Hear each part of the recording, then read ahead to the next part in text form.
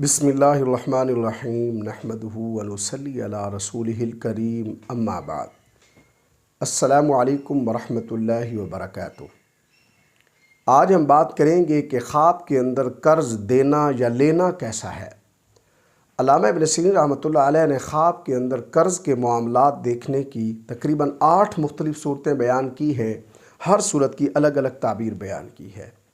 مثلاً خواب کے اندر قرض دینا، خواب میں کسی سے قرض لینا، خواب میں قرض ادا کرنا اور خواب کے اندر قرض ادا نہ کرنا وغیرہ۔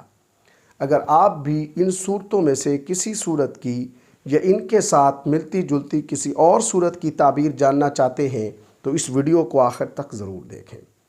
خواب کے اندر قرض ادا کرنا، یہ خواب صاحب خواب کے لیے احسان سے تعبیر ہے۔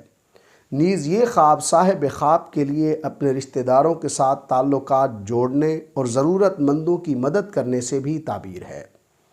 خواب کے اندر قرض ادا کرنے میں ناکام ہونا یا قرض ادا کرنا بھول جانا، یہ خواب صاحب خواب کے لیے فرائض اور حقوق سے غفلت کی طرف اشارہ ہے۔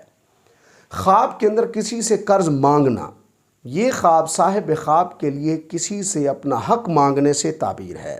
خواب کے اندر اگر کوئی شخص دیکھتا ہے کہ اس سے کوئی شخص قرض مانگتا ہے تو یہ خواب اس سے تعبیر ہے کہ مانگنے والا شخص ضرورت مند ہے، اسے اس کی مدد کرنی چاہیے۔ خواب کے اندر اپنے والدین سے قرض مانگنا، یہ خواب صاحب خواب کے لیے والدین سے دعاؤں اور برکتوں کے طلب کی علامت ہے۔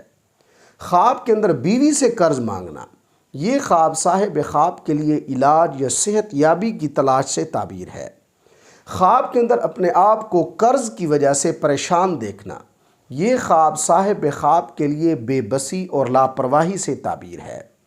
خواب کے اندر کسی سے اپنا قرض وصول کرنا، یہ خواب صاحب خواب کے لیے اپنے حقوق وصول کرنے سے تعبیر ہے۔ اللہ تبارک و تعالیٰ سے دعا ہے کہ ہمارے لیے ہمارے خوابوں کو باعث رحمت اور برکت بنائیں۔ السلام علیکم ورحمۃ اللہ وبرکاتہ۔